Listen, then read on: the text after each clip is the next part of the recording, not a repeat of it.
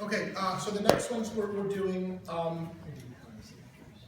just for the sake of expediency, because I think there's gonna be a lot of overlap in describing it, we will take them up for discussion purposes together. We obviously have to vote separately on each of them, and so to the extent that you wanna point out differences. Make a friendly amendment to the motion, when I present, so. Okay, I just wanted to point out, one addition that I made to this that you may not have seen in the original draft was, one of the requirements for someone who, the language is untimely but meaningful death, is that, basically greater awareness came out of it, and that was not reflected in the resolution. So for those who didn't see the version, I added a whereas. It said, whereas as a result of the increase in attention to 2015 East Village gas explosion brought to the issue of gas safety, on December 6, 2016, Mayor Bill de Blasio signed 10 city council gas safety bills into law. So just to capture that there was actually a direct, and I know at least one of them was yours. So, so anyway, that's added in. I don't know if that's it. Mary, please go ahead. Okay. So, you know, we all lived through that tragedy, but there were two families who lost loved ones. And my office have been in touch with that family, both families. Actually, the family of Moises Locon, we have not been able recently to be in touch with them, but when I spoke to them last year about culling the street, they were very humbled by the idea and very supportive. The Nicholas Figueroa's family could not be here today. The mother ended up having to work late and couldn't make it here, but both parents came out and joined us to collect signatures, not just for their son, but for Moises as well. They felt it was important to honor Moises' life as well. The one thing that I'm going to ask the committee now is, when this was submitted to Community Board 3, we put Nicholas Figueroa to be on East 7th Street between 2nd and 3rd of Bowery, whatever it is. And Moises Locon to be on 2nd Avenue between East 7th and St. Mark's. We asked one family, we're in contact to have the preference of choosing which street or avenue they want. The family has come back and said they would prefer to have Nicholas Figueroa on 2nd Avenue, and so I'm asking if the committee would take that into consideration and just swap the streets. When we collected signatures, we collected for both. There was a requisite number for East 7th Street and a requisite amount also for for 2nd Avenue, much less than Mary Spinkway, mostly because there's a couple of buildings missing and many units missing. This was something that affected not just our community, but the entire city. And through the last couple of years, and almost immediately after the tragedy, people came to me and asked to make a park there, which I don't think we can do, to do something there. Some people want to build affordable housing there, which, if that's something that the city can do at some point, that would be, I think, a wonderful thing to have truly affordable housing there. The 3 lots are privately owned, 2 by the landlady that allegedly had employees tampering with the gas line.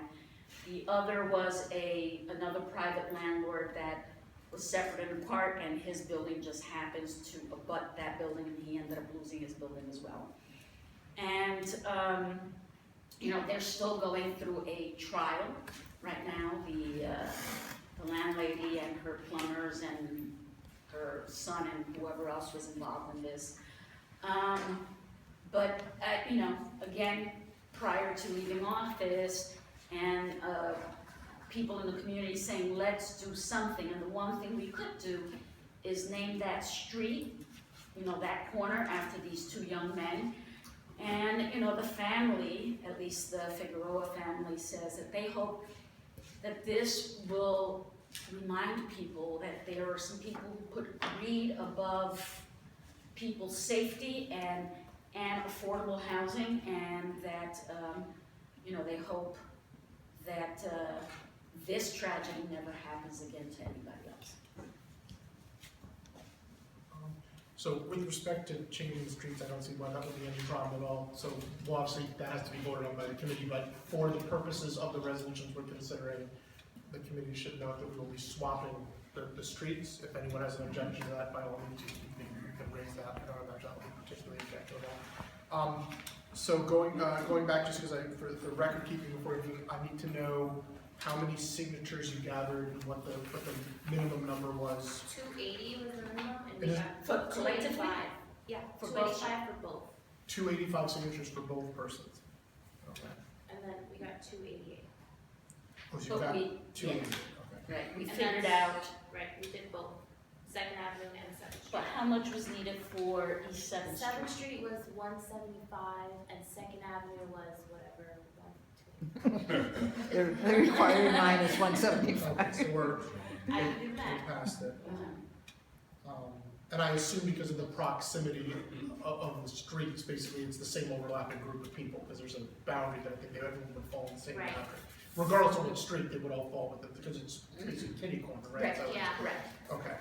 All right, does anyone, you know, I want to just, you know, say one thing on this, is that, one of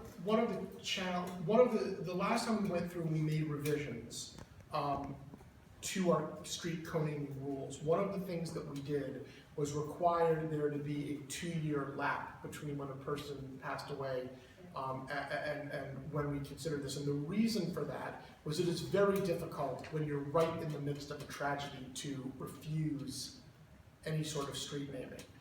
It also gives you a chance to actually gain some perspective on what happened. What this reminds me of in a very indirect way is Jody Lane, where she tragically died, but something came out of it. I mean, one would rather remain ignorant than have her lost and learn about the street connectivity problems with the electricity. Certainly it is the same thing here. We would obviously rather these two people be alive and know far less, and I'm sure Rosie would have preferred not to have passed that bill, as important as it was, and have these two men back. But there is a direct link, and we now know it with the benefit of 2 years' time. There is a direct link between the tragedy that happened here and at least 10 distinct laws that were passed by the city council on this. So I think that this is one of those circumstances where it's not only a tragedy where our heart goes out to people and want to do the thing, but it actually, something good has come out of this terrible, terrible tragedy. That is my long-winded way of saying that it meets our standard for an untimely but meaningful death. Are there any other comments? Okay, so now we need to take them individually just for process. So the first one we're going to take is Moises Locon,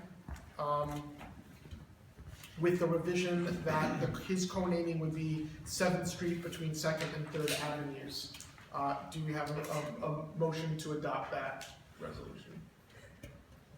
There it is. We have a second. Second. Yes. All in favor? We did reverse the. We did reverse this. Yes.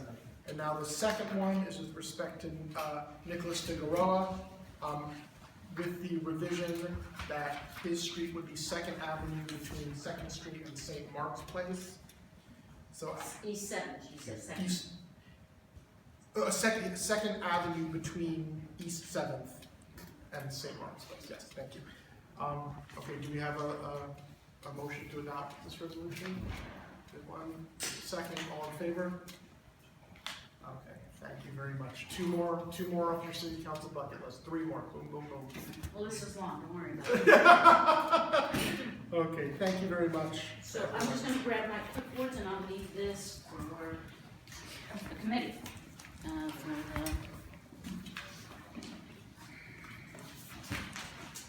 right, thank you so much. Thank you.